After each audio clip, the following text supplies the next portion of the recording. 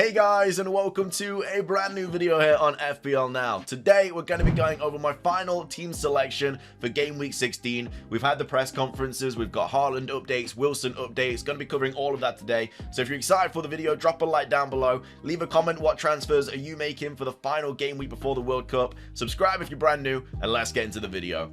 So, starting things off, this is what my team is looking like before any transfers. I've got Guaita in goal. We've got Forest away, so I'm not expecting a clean sheet in that game. As a Forest fan, we need the 3 points. We just played really well against Spurs in the Carabao Cup, against their pretty much first team as well. They had like Kane, Bentancur, Dyer, Perisic, like all out on the field, and we beat them 2-0, and we deserve the win as well. So now that we've got that behind us, I think we beat Crystal Palace. If Guaita could get a penalty save though, and Forest still win, perfect, but we'll see what happens. But I've got Guaita in goal away at Forest. The back line consists of Trippier at home to Chelsea. He's fine. I know he had some like hamstring problems or something in the last game, but he's been absolutely fine now. Don't worry about that. Cancelo, who's got Brentford at home, of course did pick up a red card in the last game week, but as we all know, the Carabao Cup counts as a match ban. And as well as that, because it wasn't violent conduct, it was just a last man foul. It's a 1-match ban instead of a 3-match ban, so Cancelo is absolutely fine. Even though like over 250,000 managers have taken him out.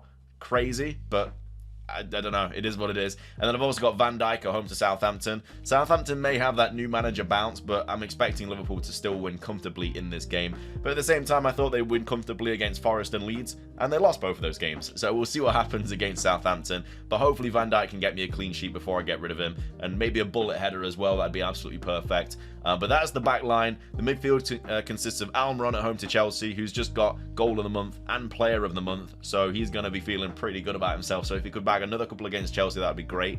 I've got Rashford away at Fulham, played really well in the Carabao Cup last night, scored a goal, scored a good goal as well. So hopefully he starts against Fulham, who are again apparently without Mitrovic. He's pretty much out until after the World Cup and stuff, or until like the first game of the World Cup. It's something like that. Either way, he's very unlikely to play against United. And then we've got Zaha away at Forest. Again, if Forest win 2-1 and Guaita saves a penalty and Zaha scores, that's the most perfect scenario. And then Martinelli away at Wolves. A little bit worried about the lack of Arsenal players that I have against Wolves, but either way, we'll have to deal with that situation.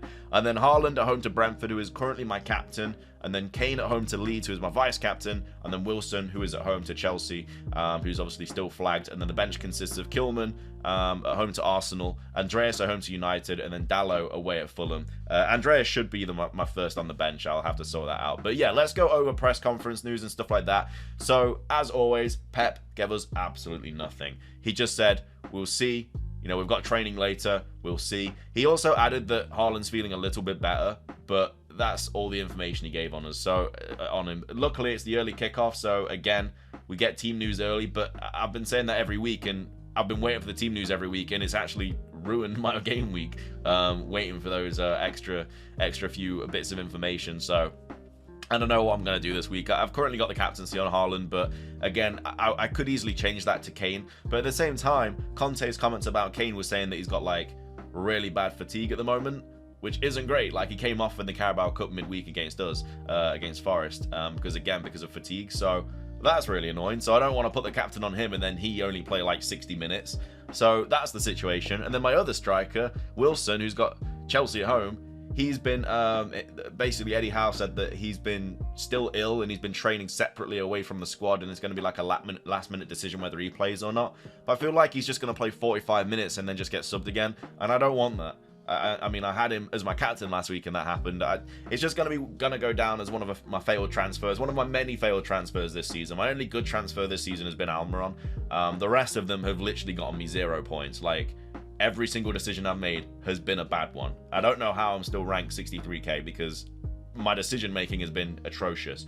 So the fact that I'm going to get rid of Wilson this week probably means he's going to score a hat-trick, but that's just the situation I'm in. I'm going to get rid of him this week. It's not worth risking him playing when I've got so much money in the bank. In fact, let me just go over onto my transfers right now. I've got 3.9 mil in the bank. Perfect scenario would be to upgrade someone to Salah, but I can't do that. I think if I get rid of Zaha, I think I've got 11.2 mil in the bank. So obviously that's not enough money to upgrade to Salah, which would be the most perfect, that'd be the most perfect transfer. The good thing is, we've got unlimited transfers after game week 16, so I can just take a punt this week. Also, by the way, I'm so happy we've got unlimited transfers. I hate my team at the moment so much. There's so many problems with it. I want to get rid of Van Dijk. I want to get rid of Rashford. I want to get rid of Zaha. And I just need all these situations to go, like, after this World Cup. So, very, very happy that they are... that these unlimited transfers are on their way, because I want to bring in like Newcastle defense and stuff, like double Newcastle defense with Pope. But either way, my transfer this week I think is just simply going to be Wilson out, and then I'm just going to bring in Darwin Núñez, and hopefully he can get me something. I mean, I'm not a fan of not having Salah at all. I think Salah's going to do bits this week, but if I can still get some sort of Liverpool attacker who plays up front, you know, he's pretty much nailed to play.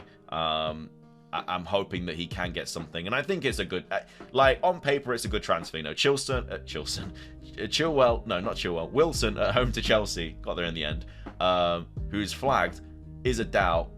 A transfer to Darwin Núñez, who's got Southampton at home, I think is the way forward. Again, I'm not going to make my transfer until tomorrow because I've got more than enough money in the bank, and I'm just going to wait for the early team news, because if Haaland's out, I mean, I'm not going to get rid of Haaland. I've kept him this whole time. I've got a lot of money saved up in him.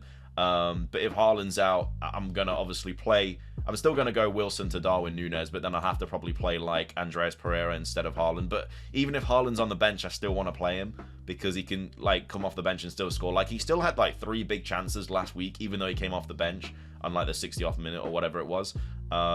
So yeah, I'm still very much down to have him in my team. It's just whether I captain him. And then if I don't captain him, again, I don't really want to go with Kane because he's apparently got that like fatigue at the moment.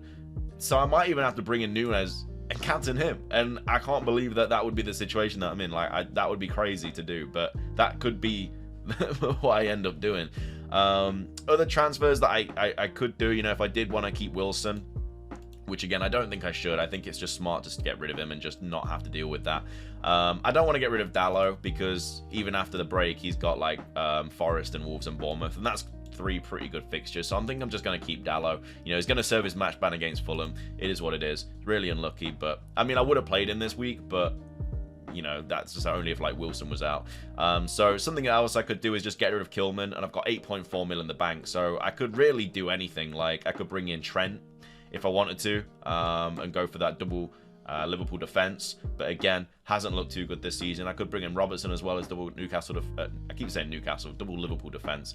But again, I don't really want to do that. Another option is to bring in an Arsenal defender like a Gabriel or a Saliba or Ben White or something like that, just because they've got Wolves away, and then bench Wilson.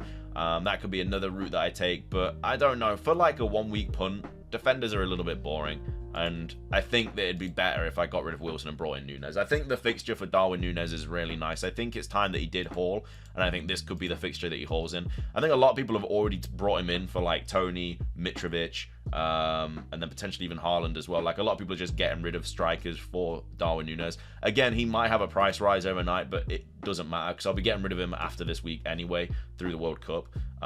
So it is just literally a 1-week punt. So I'm going to bring him in for Wilson and then hope he does something. And then my team will literally just be this back 3, this 4, and then instead of Wilson, it will be Núñez. And then my captaincy, that's honestly what I'm going to wait for team news for. Perfect world, Haaland is starting, and then I can just captain him and then don't have to deal with that horrible situation of last minute trying to choose a captain because it always goes wrong.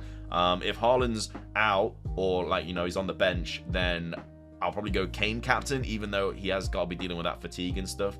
I think he'll be okay. I haven't actually seen Conte's comments, but I think he'll be okay. And then, yeah, if that's the situation, then I could even just go for Núñez as well. But that's what we're looking like. They're going to be my 3 main captaincy choices. But again, I'll wait for early team news tomorrow. But that is what my final team selection for Game Week 16 is looking like. I don't know if I'm going to do like World Cup FPL. I think I just want to enjoy the World Cup and just watch England win it all. So I think I'm just going to do that. And then we'll just come back with FPL content in December, and we'll see. I don't know. Let me know if you guys want me to do World Cup content or not. But again, I think I'm just going to enjoy the World Cup and then come back with FPL after. But either way, that's going to be my decisions for the Game Week 16 final team selection. Let me know if you guys have any other ideas about my team, anyone else you would bring in or take out. Subscribe if you're brand new. Ring the notification bell. Let me know what your teams are looking like, any transfers you're making this week, any 1-week punts and stuff like that. But yeah, have a fantastic rest of your day. Best of luck with Game Week 16, and until next time, peace.